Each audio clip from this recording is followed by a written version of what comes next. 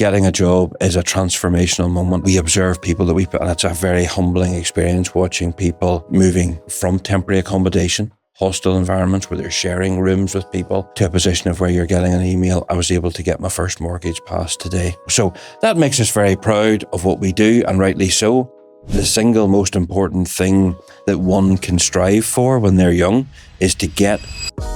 Welcome to Workplus, the podcast that shines a light on the people doing good work across Northern Ireland.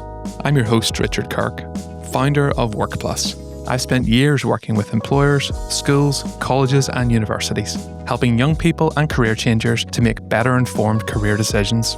Each week, I sit down with real people doing real jobs to explore how they got there, what they've learned, and why their work matters. If you're a parent, teacher, carer, or just curious about what good work looks like today, you're in the right place. Let's dive in. Michael, delighted you could join us today for a conversation. We first met, I think, about 6 years ago. You very kindly bought me a coffee at Cafe Nero, and at that stage, you were working in one of the big four. So working in a director role, now you're working in Belfast City Council. Tell us a bit about how all this came about. Yeah, so firstly, thanks for asking me to participate in this, Richard. It's, I guess, a privilege just to get an opportunity to tell my story. Yeah, so maybe if we wind it back even a little bit further than that, Richard, I would probably start with, I'm the youngest of a family of 8 children. I hail from the Glens of Antrim, a place called Cushendall, which is somewhat remote from the metropolis of Belfast, but that's where I live, and proud to be from that part of the country. The youngest of 8 children. My father was a farmer. Started off from a very modest beginning. My mother was a school teacher for 40 years. In the local intermediate school. So 2, I suppose, very different occupational areas for my parents, but many common characteristics in terms of the attitude and the entrepreneurial spirit that I think existed in our house from a very early stage. And contrary to rumor, the youngest of the house never gets spoiled. So I certainly think that we didn't want for anything whilst we were growing up. But it was always a house whereby there was a lot happening. When we got home from school, there was always a quick change of clothes required, and then back out to doing some real work in the evening. So I think that's for me has been a big grounding for my career as I've moved forward. So was fortunate enough to go through education through a grammar school, onto Queen's then, and ultimately started to work in one of the big 4 consultancy organisations. And I guess when I reflect on how that all started, when I reflect now, I just think of myself as a little boy in short trousers when I started, really. And I was so grateful for the opportunity. I was so grateful. It really, I guess, coming from the background that I've just described, it was a big change. It was a big shock going into an office environment in the city centre, coming from a rural area in which I did. So it was a very steep learning curve, very steep learning curve. But I quickly got to grips with it and started to enjoy it. And consultancy is an occupation where if you're able to put your life and soul into it, you can make strides quite quickly. So was in that organisation for upwards of 25 years. Took me all over the world, ultimately, which was great. And I think ultimately it was always my ambition as part of that work that I would be able to apply what I had learned in a local context.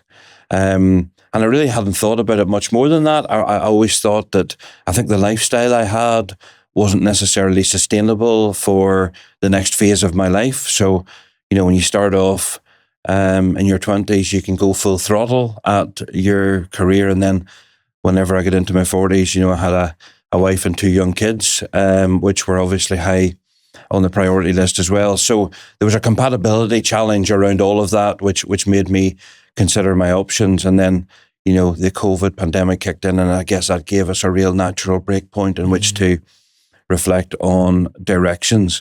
So I had the opportunity then to work with Belfast City Council, and I remember speaking to the chief executive at the time, and there was a conversation along the lines of, we're aware of what you do, because my work previously had largely been with public sector clients, undertaking employability and skills contracts of various sizes and significance. So there was a real opportunity for me to apply what I had learned elsewhere back into the local market. And it was in the professional services area that I had my network, that I had my stakeholders. And the conversation was along the lines of how can we, or if and how we can create something like that in Belfast.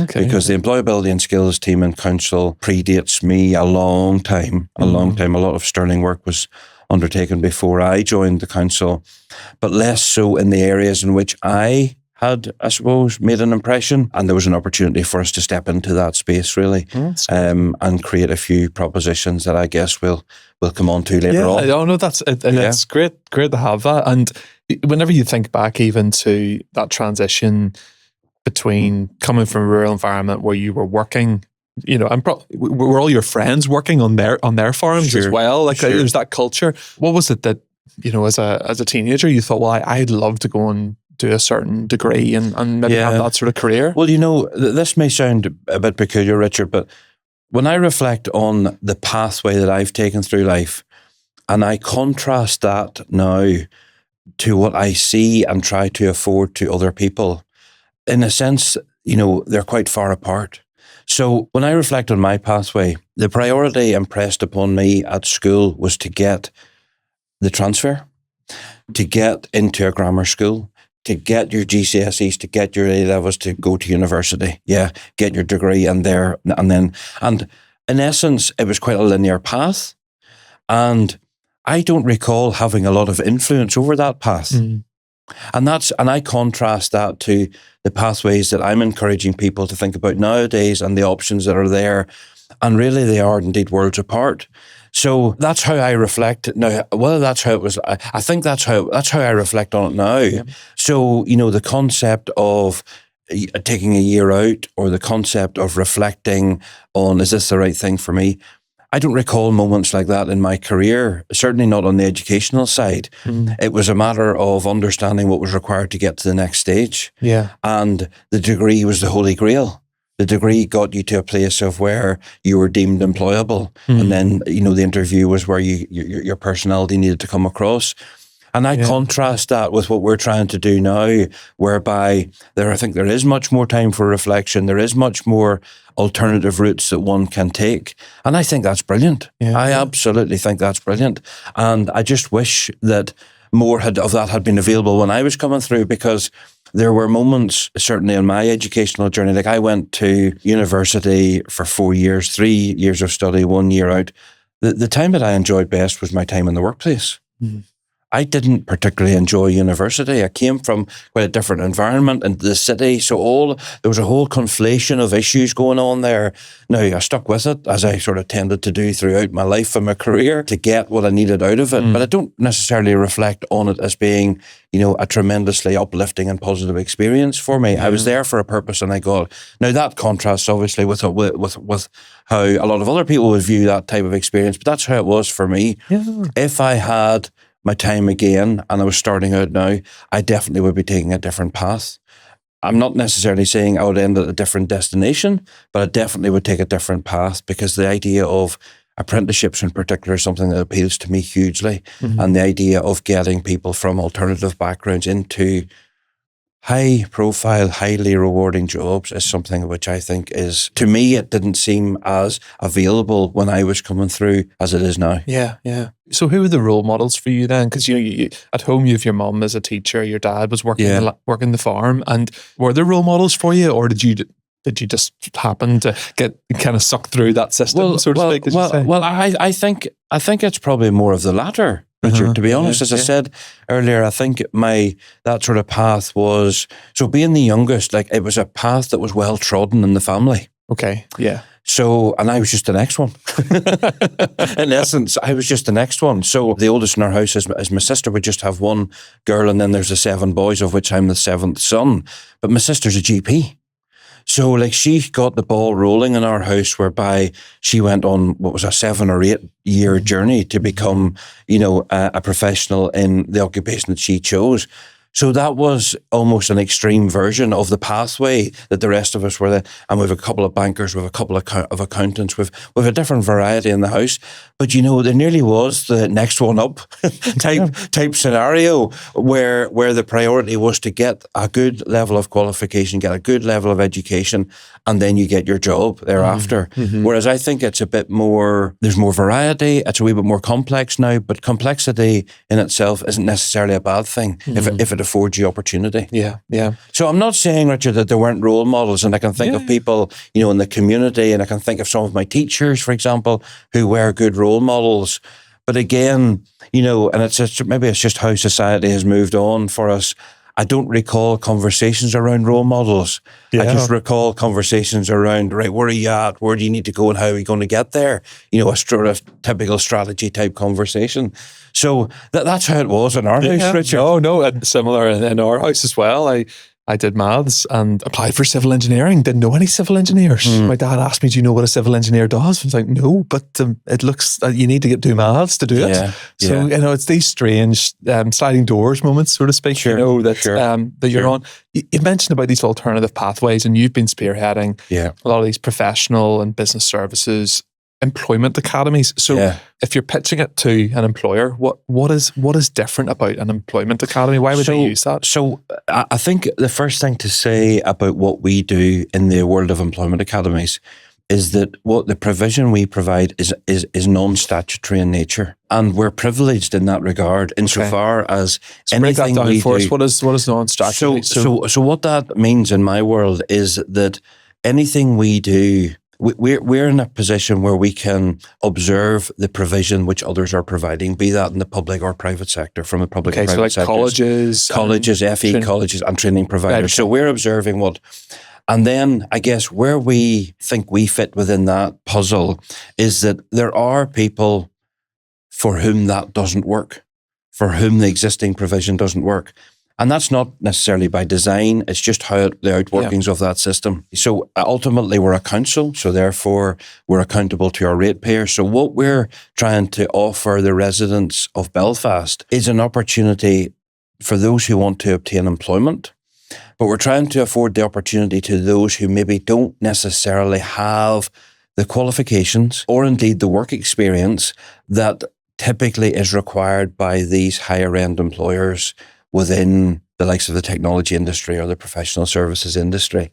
So my day job involves really asking employers and talking to employers to really critically assess whether the criteria and the specifications which they're setting out, how well they match the job roles that those individuals undertake. So do entry-level role positions, for example, require a degree? And do they require, or do they require more practical skills? So what we're trying to do through our academy process, which in essence is a boot camp type style intervention, is we're trying to offer people in Belfast, people whom we spot potential in, people who can demonstrate to us that they have potential and aptitude to work within these quite demanding industries. And our commitment to them is that we will take them from where they're at the moment to a position of having secured a job interview with a recruiting employer for those individuals. Okay.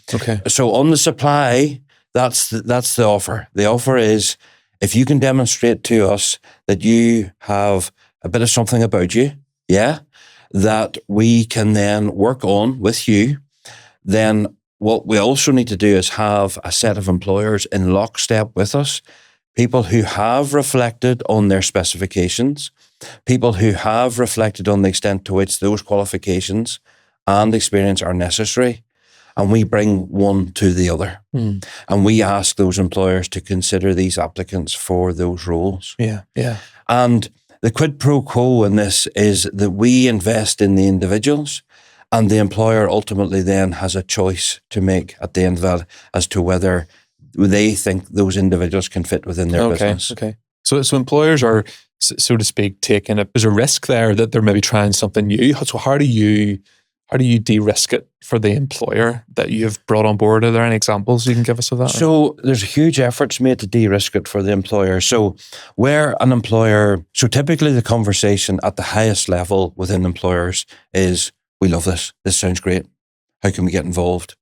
And then the conversation trickles down into an HR, a talent acquisition, an L&D conversation, which then tends to become a bit more complex, I would say, because existing recruitment channels perhaps have been committed to and plans are already in place for that. So that can take a bit of time to work through. But where we have had most success is where those types of organizations do need to work with existing recruitment channels, some of which are planned out 6, 12, 18 months. But there are also organizations who say to us, do you know what, we want to do this as well. We want to diversify our workforce. So in terms of de-risking it for them, what we say to the employer is, the people who we will present to you for interview, we're giving you, an employer, an opportunity to influence the curriculum that those individuals will have studied over a period of days and weeks. And we also will give you an opportunity to call in and see and visit and talk to these individuals throughout the course of that. And in that way, troubleshoot any queries or questions that the individuals might have, in a way trying to mold the individuals towards the needs of that job and that employer. The other big part of the de-risking is it doesn't cost them anything.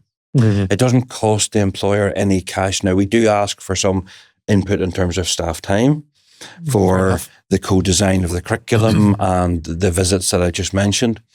But we don't ask for a cash contribution as such. So the best examples that I can think of are where we have a group of people going through at the moment with not the biggest employer in the city, but they're probably one of the best examples of the way in which they have leaned into the process that I've just outlined. They sat with us whilst we selected the candidates for the academy. They helped us co-design the curriculum. They've been present probably every week in some capacity in person in the training centre whilst this has been going on.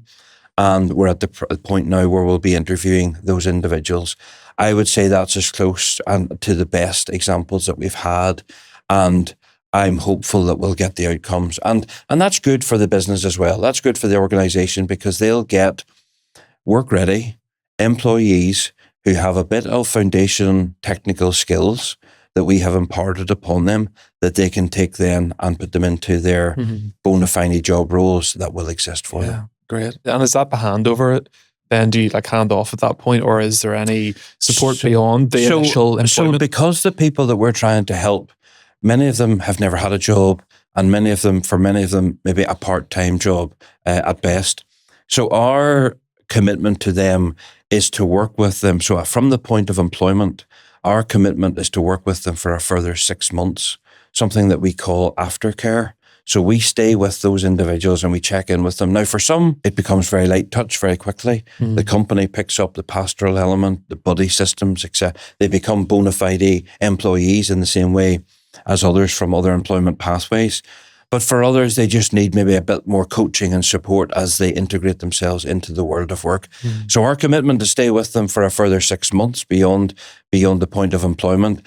And typically that has worked well for us. That's great. That's great. So how many of those academies then have you worked on? How many people have come through? How many employers? So at an aggregate level, the council is working with circa 750 to 800 people per year across these programs. And our into employment rates typically are of the order of 80%. Okay, fantastic. Which is really strong and something we're really proud of. But there's a lot of effort goes into getting that. Now, that's at an aggregate level the numbers of people that we're processing each year. We're largely sectorally focused. So we've got people in the team who are pointed at different sectors. As I said earlier, when I joined the council, we hadn't done much, if anything, in the world of professional services. So in the time that I've been here, we're now into we'll just be completing our 6th cohort on the technology side. So that's about upwards on 100 people that we've put through our technology academies. Our technology academies tend to be the longer of our interventions. So they're 4 months in duration, full time, Monday to Friday for individuals. So again, that's a big commitment from them. And Whereas some of our other interventions tend to be much shorter. It could be as little as a week in some of our other sectors. So yeah, that's the sorts of numbers of people that we're affecting. What I say to people is when we're talking about this, and this might sound a little bit peculiar, but my ambition for starting what I've started is actually for us to become a bit redundant in it. And what I mean by that is that if what we're creating and the test bed, and that's ultimately what I think we are, a bit of a test bed for new ideas and concepts, if we're successful in that, it will outgrow us. It will outgrow the council. So why would only people of Belfast be facilitated in terms of getting into a technology role or a business services role? Why would this not be something that would be available to everyone across the country? So we do have a regular and ongoing dialogue with colleagues in central government as to how these things ultimately might migrate from us who do have flexibility and perhaps more flexibility than central government have, and how that might ultimately move to them. So I would say, where, in the scheme of things, it might sound relatively small. I think our conversion is strong, which is something that gives us a lot of oxygen. But our ambition actually is to make this available to everyone. Yeah. Yeah. You think of 100 people. So that's millions of additional value in our, I know that's from an economic point of view, but it's the social side of it as well. You've got people who have been out of work, people who have been working in jobs they maybe weren't enjoying, and now they're working in these. So we have a range of people coming forward to us, Richard. We've got people who have never worked. We've got people who worked for a period and for whatever reason needed to leave the labour market and wish to return. And for some, that might be returning into an industry that they have no experience in. But we also have, I can think of, COVID had a big impact for us. We had a number of people came to us subsequent to COVID, people who had, I can think of a chap whose business went to the wall as a result of COVID. And he's now a software developer in a global organisation in the city. And this is someone who did try alternative pathways previous to that, did do a bit of self-study, did do assured skills and other programs, but for whatever reason was unable to get the outcome. And now they're in the position that they've always wanted. And I can think of other people maybe came from a sort of a completely different, an offender background, for example, people who'd been in prison, but people who, whilst they were in prison, demonstrated learning and undertook courses and different levels of opportunity whilst they were there, came out and actually wanted an opportunity to apply that. So I can think of people who we've picked up who were in temporary accommodation, for example, and they now own their first house. So there's a massive impact around that. Now, not everyone is like that. We also have, a lot of migrants, as you would expect, applying, people who are in their own home country are tremendously well qualified. But the conversion into Northern Ireland hasn't really worked for them. So we're in the world of integrating them back and trying to get them back up, and make them much more sustainable economic entities in and of themselves. And that might be quite crude and cold, but so I suppose the economics in me and the economist in me sort of takes these things back to very simple demand and supply terms. But those people have a great desire to work, but they have barriers that they currently cannot overcome. And that's our role, is to help them with that. Yeah. So there's the professional and business services sectors here. There's a report published on AI last week about we need policy, we need a strategy for Northern Ireland around that.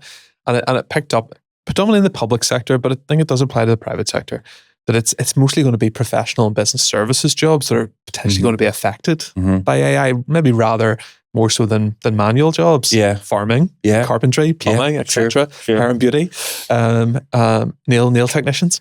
So how do you see it playing out over, say, the next 5 years? You're talking about wanting the council almost to hand off this program in some shape or form. But what's your take on what AI is going to do to the professional and business services sector? So look at this. There's a lot of people, I think, looking over their shoulder in relation to AI, are worried about their roles, are worried about their jobs.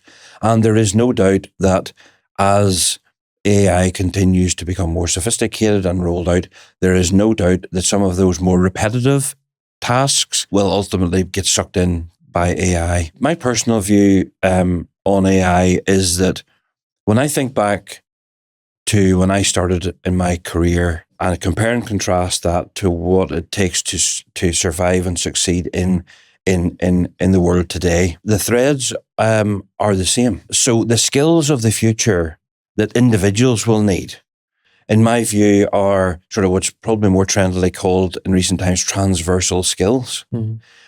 So whether there's AI or whether there isn't AI, and the pace at which AI will dictate itself, but to me, an ability to communicate, work as part of a team, collaborate, present yourself, problem solve, those are the skills that were as needed 25 years ago, 30 years, as they are today. So AI will absolutely disrupt some of our roles within professional business services, but it needs to be programmed. It needs to be educated.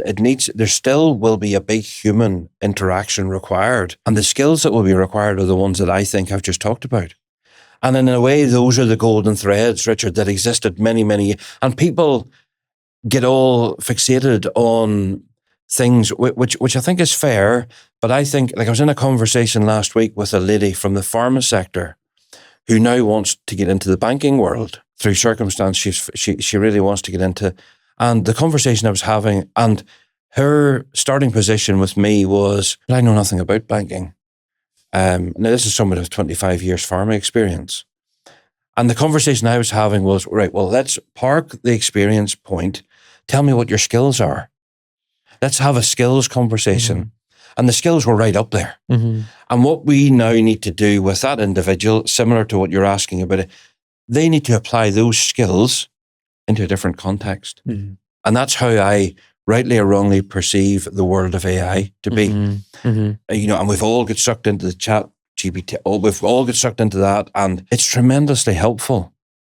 But it can't do your job completely, absolutely not. Mm-hmm. And will it require those other skills? In the world of employment academies, we would call them employability skills. Those will be required and necessary, I think, as we go forward, regardless of the pace of AI. Yeah. Yeah. Interesting that it was in the context of AI that you mentioned about that lady moving from pharma to banking. But I think that's an interesting skills point, is that she wasn't able to see that to be in banking, you actually she could be in banking with all those skills that she has. This person spoke to me about their deep research knowledge, their research skills, their attention to detail. It was a very easy conversation for me, Richard, because I'm thinking, and I know a little bit about the banking world, enough to think that those sorts of skills are going to be in high demand. Yeah.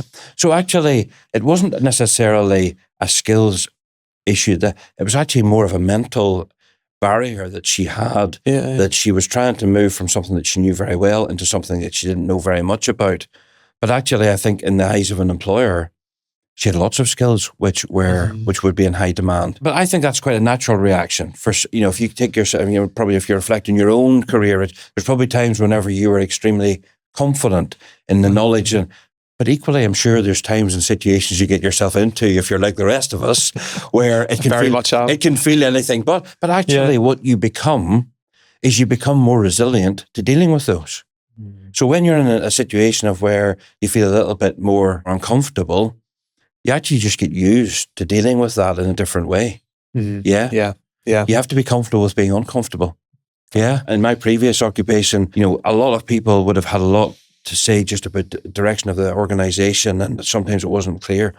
You had to become comfortable with ambiguity. There had to be a level of, there's always a level of, and we're living in a complex world where things don't work in straight lines, and that can be uncomfortable for people. Yeah. You mentioned earlier that your dad is a farmer, and a couple of weeks ago you told me you were taking a week off to go and lamb.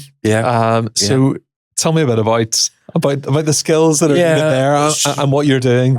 So look, my father, as I say, he started off from modest beginnings. He acquired quite a lot of land over his lifetime, and we built our home on one of the farms that he purchased during his time. So that's where we built our home, and that's where I would keep a few animals as well. So lambing time can be a busy time. We and this year we were blessed with the weather. The weather was a godsend, I guess, and certainly very different from previous years that we've had. But I can't help but take this back to the conversation, part of the conversation we've just had around what one needs to have about them in order to get through that period. So you're working as part of a team. You're working as part of a team to get to a destination, which is usually a time-bound one. You're normally trying to get through for what can feel like 3 to 4 weeks of purgatory, to be perfectly honest. But you're working with others. and you're communicating with them all the time, and you do have your ups and downs in that, but you share your successes when you get them and you recognize those. And whilst the contrast from my office-based role to what I do at home can seem worlds apart, there are many parallels. Mm-hmm. And the skills that I learned whenever I was a kid, are still the things that you need to succeed, as I've said already, and across a range of occupations. So yeah, listen, it's a great contrast. And I've seen, like in my previous role, coming home from maybe being in Europe or further afield and being absolutely exhausted and driving, through the hills to get to the coast. And when you see the sea in front of you, it's like 8 hours sleep to you, to be perfectly honest.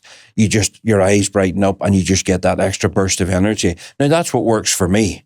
That wouldn't necessarily work for everyone, but that contrast is very healthy for me. And it's also a good family environment, an environment for bringing up children, I think, and it gets them out of the house and keeps them active. So I remember whenever I went to London at the start and I was chatting to colleagues about, weekends and evenings, and they thought I was absolutely crackers. I was chatting to people who had yachts and Bentleys and Jaguars, and I hardly much more than knew what those things were at that stage. And I was going out in the evenings and getting mucked in up to the elbows, getting work done around the farm. So that worked for me, Richard. That worked for me. Yeah, as I say, I think the skills that are important to succeed in that world are similar to what we're trying to do. Yeah. At the end of the day, in people, I think what we're trying to build is a wee bit of resilience as well, because we all have our knocks, we all have our ups and downs, we all have our disappointments, either personally or professionally, and we're trying to build in people. So I would have people, for example, who, despite us explaining to them what's involved in our academies, who would come to me after a week or something and say, I didn't realize this was going to be so intense or so, and this goes on for another 12 weeks. Yes, it does goes on for another 12 weeks. And I'm saying to them, sympathy is hard earned with me, as you know, Richard. And I would be saying to them, but that's what the world of work's going to be like. Yeah. So this is like a soft test. This is like, a gentle introduction for you. And so just building that element of resilience in people, I think, is really, really important. And if you've got that, I think you can go far. Yeah, great. You've touched on a little bit, but I want to finish with a question which is very direct. But for you, what's so great about work? When I observe people whom we have afforded work opportunities to and observed the transformation in their lives, it opens so many doors for people. It gives people opportunity. It gives people money. It gives people an opportunity to build out aspects of their lives which previously just was not possible for them. So in my life, I talk about moments that matter, and they can be personal and professional, moments that matter. But getting my first job was a moment that mattered to me in my life. It brought you into a different circle of people. It brought you into a range of stakeholders that you would not have otherwise had access to. It allowed you to start to think about yourself in a different way. It allowed you to mix with different people. It allowed you to get on with building your life, cars, houses. All of those things came onto the radar, which previously they weren't. So I think it's the single most important thing that one can strive for when they're young is to get their first job. And as I said, and we've talked about through this discussion, your first job doesn't need to be your only job as well. So with people, getting that first job actually allows you then to reflect upon, is this what I would like to be doing? Is this what I thought it would be? And if it's not, you're still working whilst you're exploring other things. And that is quite a nice place to be as well. So you'll make connections, you'll build out your network, and that will be how you will progress through your life and through your career. So I think, I can think of few things more important when you're young and striving to move forward as an individual. Getting a job is a transformational moment. And as I say, we observe people and it's a very humbling experience watching people moving, I said earlier, from temporary accommodation, hostile environments where they're sharing rooms with people, to a position of where you're getting an email, I was able to get my first mortgage passed today. So that makes us very proud of what we do, and rightly so. So you should.